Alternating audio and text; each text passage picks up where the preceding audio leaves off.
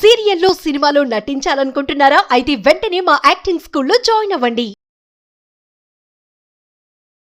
Hi hello నమస్తే, welcome back to Suman TV. ప్రస్తుతం అంతా పాటు ఉన్నారు మొమెంటమ్ ఇన్వెస్టర్ వినోద్ కుమార్ గారు. నమస్తే సార్. నమస్కారం అండి.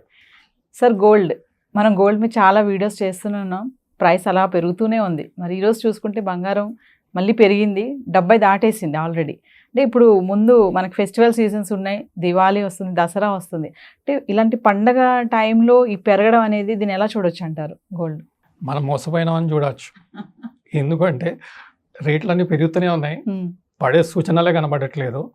ఏదో లాస్ట్ 1 month బ్యాక్ కొంత కరెక్షన్ వచ్చింది, అప్పుడు కూడా కొనండి ఎస్ఐపి చేయండి, లేదంటే ఎవ్రీ డిప్ కొనండి, కింద పడితే భయపడకండి. ఎందుకంటే మన 6% కస్టమ్స్ డ్యూటీ మన గవర్నమెంట్ ఇచ్చారు, అది కూడా కవర్ చేసేసింది గోల్డ్ ప్రైస్. ఎందుకంటే 6% కస్టమ్స్ డ్యూటీ తగ్గించినప్పుడు గోల్డ్ ప్రైస్ ఇండియాలో 6% తగ్గింది. అగైన్ ఇంటర్నేషనల్ ప్రైస్ 6% పెరిగిందండి, ఆల్ టైమ్ హై నుంచి. సో మనవాడు కూడా 6% పెరగాలి కదా, యథా రాజా తదా ప్రజ. సో అలాగే 6% పెరిగింది. సో ఇప్పుడు ఏమైంది, గవర్నమెంట్ కష్టపడి 6% కస్టమ్ డ్యూటీ తగ్గిస్తే గోల్డ్ అంటుంది నేను తగ్గేదే లేదంటుంది, అది వెళ్ళి ఆల్ టైమ్ హైలో కూర్చుంది. దీనికి తోడు మన సిల్వర్ ఉంది. సిల్వర్ ఏం చేస్తుంది, నువ్వు వెళ్ళు నేను వస్తున్నా అన్నట్టుగా అది కూడా ఆల్ టైమ్ హై దగ్గరకు వస్తూనే ఉంది. దాటేసి వెళ్ళిపోయే పరిస్థితిలో సిల్వర్ కూడా కనబడుతుంది. ఇప్పుడు మనం చేయాల్సింది ఏంటి, ఇప్పటి వరకు ఇన్వెస్ట్ చేయని వాళ్ళు, లేదంటే ఇన్వెస్ట్ చేద్దామని ఆగిన వాళ్ళు నష్టపోయినట్టుగా మనం భావించాలి. సో ఇప్పుడు ఆ నష్టాన్ని పూడ్చుకోవడం కోసం మనం చేయాల్సింది ఇమ్మీడియట్గా ఎస్ఐపి రూపంలో ఇన్వెస్ట్ చేయకపోతే కింద పడుతుంది అని ఎదురు చూస్తే పడే అవకాశాలు కనబడట్లేదు. ఎందుకు అంటే ఫెడరల్ రిజర్వ్ ఏం చెప్పింది, ఇంట్రెస్ట్ రేటు 50 బీపీఎస్ అంటే ఒక 50 పైసా ఇంట్రెస్ట్ రేట్ తగ్గించింది. ఫర్దర్గా డిసెంబర్ జనవరిలో మళ్ళీ తగ్గిస్తా అని చెప్తుంది. వాళ్ళు ఎంత తగ్గిస్తే గోల్డ్ అంత పైకి వెళ్తుంది.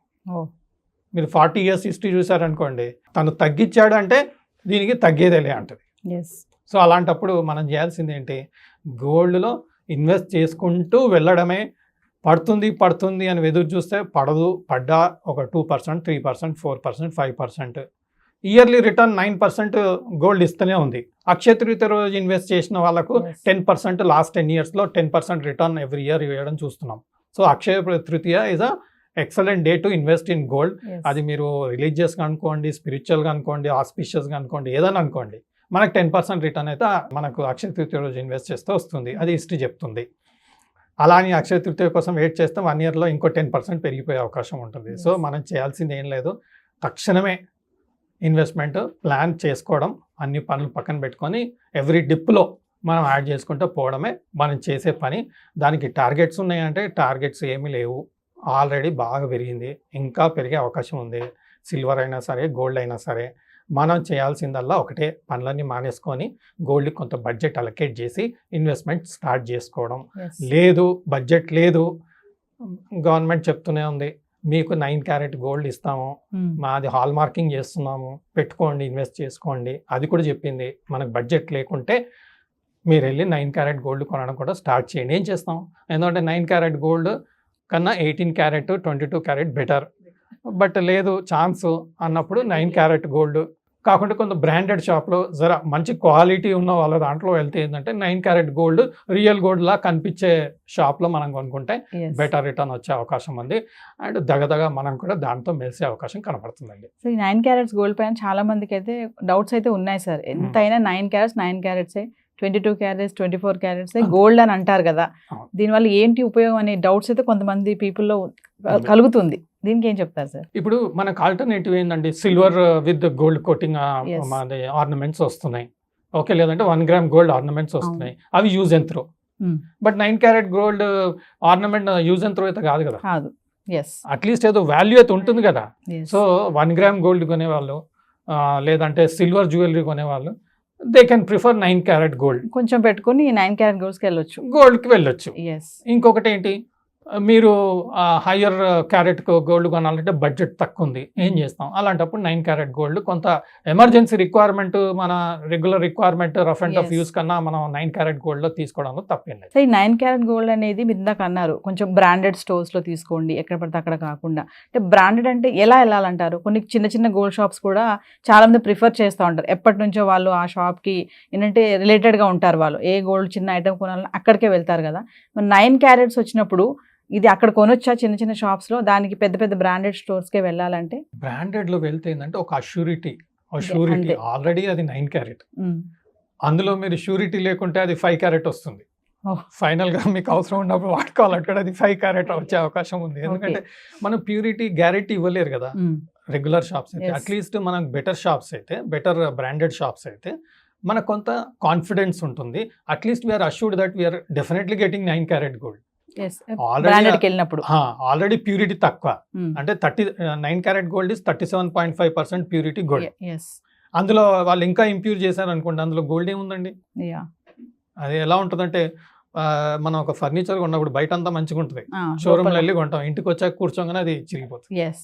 అలా ఉంటే మనకు వర్కౌట్ అయ్యే పరిస్థితి కాదు. కాబట్టి మనం ఆల్రెడీ తక్కువ ప్యూరిటీది కొంటున్నాం, అదన మంచిది నాణ్యతది కొనుక్కోవాలి. 37% 5% ప్యూరిటీ అయినా సరే నాణ్యత 37.5% అన్న ఉన్న ప్యూరిటీ తీసుకుంటే ఒక గ్యారంటీ ఉంటుంది, మన ఒక డ్యూరబిలిటీ ఉంటుంది, వాల్యూ పరంగా మనకు బెటర్ రిటర్న్ వచ్చే అవకాశం ఉంటుంది. కాబట్టి మనం కొంత అంత బ్రాండెడ్ అయిపోయిందండి. మీరు రియల్ ఎస్టేట్ అయినా చూడండి, మొత్తం బ్రాండెడ్ అయిపోయింది. Yes.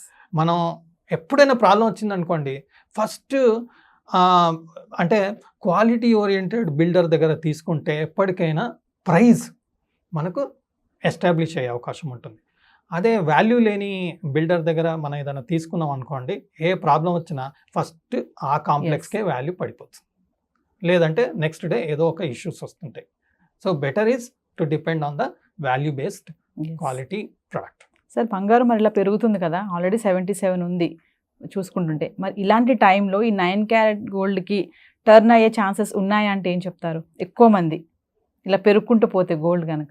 Necessity is the mother of invention అంటాం. నెసెసిటీ ఉంది, సో మనం 9 క్యారెట్ గోల్డ్ అని ఇన్వెస్ట్ చేయడం జరుగుతుంది. So you can't avoid. So that is the way market changes. Maybe with technology there can be some better things that can come up, పిచ్ మే అంటే alloys కదండి. ఇప్పుడు గోల్డ్లో 37.5% అంటే మిగతాది మనకు 62.5% ఉంది అలాయిస్. ఆ అలాయిస్లో కొంత మార్పులు వచ్చి అది కూడా గోల్డ్కి ఈక్వలెంట్గా వచ్చింది అనుకోండి, రెండు మిక్స్ చేసినప్పుడు మనకు రియల్ గోల్డ్ వ్యూ వస్తే మనకు డెఫినెట్గా it's a very wise move అన్నట్టుగా మనం చూడాలి. Because as I said necessity is the mother of invention. So ఇన్వెన్షన్స్లో డెవలప్మెంట్స్లో కొంత మార్పులు వచ్చినప్పుడు we may really see that 9 carat gold is going to be the real thing for the usage in the future అన్నట్టుగా మనం చూసే అవకాశాలు ముందుకి డెఫినెట్గా ఉంది. సో మనం గతంలో ఒక వీడియో చెప్పుకున్నాం గోల్డ్ రేట్ 80 దాటేస్తుంది అనేసి. మరి ఇప్పుడు చూసుకుంటే ఈరోజు 77 ఉందని చెప్తున్నాం కదా, దాటే ఛాన్సెస్ ఉన్నాయంటారా? మరి ముందు ఫెస్టివల్స్ వస్తున్నాయి, మరి జనాలు అయితే భయపడుతున్నారు, బంగారం కొనాలా కొనలేమా ఏంటి అసలు ఇది ఎలా ఏమంటారంటే భగభగం అంటుంది బంగారం అనేసి. ఎలా ఉంటుంది అంటారు? ఎలా ఉంటుందంటే నేను తగ్గేదేలే అన్న వాళ్ళని ఎంత తగ్గుతుందని మనం చెప్పడం కష్టం, బట్ ఎంత ఎదుగుతుందని కూడా చెప్పడం కష్టం. బట్ ఆ ట్రెండ్, పాజిటివ్ ట్రెండ్ ఏదైతే చార్ట్ పరంగా నేను చూస్తే మాత్రం స్ట్రాంగ్గా పాజిటివ్ ఉంది. మాటిమాటికి ఆల్ టైమ్ హైని బ్రేక్ చేయాలని చూస్తూ ఉంది. ఇంటర్నేషనల్ ప్రైస్ కూడా స్ట్రాంగ్ ఉంది. అండ్ ఎకనామికల్గా ఇప్పుడు గోల్డ్ ప్రైస్కి just not demand but also economic conditions. So economic condition సిచ్యువేషన్లో చూస్తే కూడా మన గోల్డ్కి ఒక పాజిటివ్ అనేది కనపడుతుంది. కాబట్టి మన గోల్డ్ ట్రెండ్ అనేది స్ట్రాంగ్గా పాజిటివ్ ఉండే అవకాశమే కరెంట్ సిచ్యువేషన్లో బై ఎనీ ఛాన్స్. మనకు మధ్యలో ఏదో రీజన్ చేత లైక్ మనకు ఉక్రెయిన్ వార్ వచ్చినప్పుడు సడన్గా స్టాక్ మార్కెట్ పడింది, అలాంటి సిచ్యువేషన్స్ వచ్చే అవకాశం ఉంటుంది మధ్యలో. అలా ఇప్పుడు మనకు నవంబర్లో యుఎస్ ఎలక్షన్ రిజల్ట్స్ వస్తాయి, ఆ టైంలో వాలటిలిటీ హ్యూజ్ ఉంటుంది.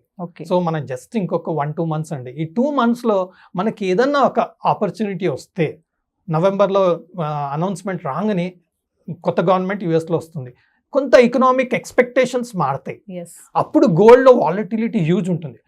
అప్పటికి రెడీ అవ్వండి. ఇప్పుడు మనం big Flipkart sale, big festival sale అమెజాన్ది అనుకుంటూ నైట్ 12 మనం వెయిట్ చేస్తున్నాం. తక్కువ రేట్లో ఐఫోన్ తీసుకుందాం, తక్కువ Yes. రేట్లో ఓప్పో ఫోన్ తీసుకుందాం, సామ్సంగ్ ఫోన్ తీసుకుందాం అని ఎంతోమంది ఐ థింక్ ఎస్టర్డే నైట్ చాలా ట్రై చేశారు. ఈరోజు 26th కదా, ప్రైమ్ ఉన్న Yes. వాళ్ళంతా 25th నైట్ బాగా హెవీగా బై చేశారు. నేను కూడా బై చేశాను ఒక ఫోన్, ఎందుకంటే నాకు 20% డిస్కౌంట్లో దొరికింది. Oh.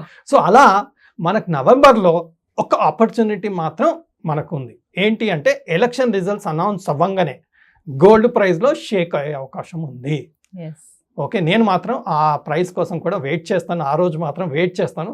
బట్ ఒక ప్రాబ్లం ఏంటంటే అది అనౌన్స్మెంట్ అప్పుడు మన స్టాక్ మార్కెట్ ఓపెన్ ఉంటే ETF కొనగలుగుతాం, లేదు అంటే ఫిజికల్ గోల్డే కొనుక్కోవాలి. అది 8 లోపల, ఎందుకంటే గోల్డ్ షాప్స్ అన్ని Yes. 8కి బంద్ అయిపోతాయి. మనం బిస్కెట్ కొనాలంటే 8 లోపల కొనుక్కోవాలి. మనం లక్ చూద్దామండి అప్పుడు. సో ఏదేమైనా తగ్గేదిలే అంటుంది బంగారం మాత్రం. బంగారం తగ్గేదే లే. Thank you sir.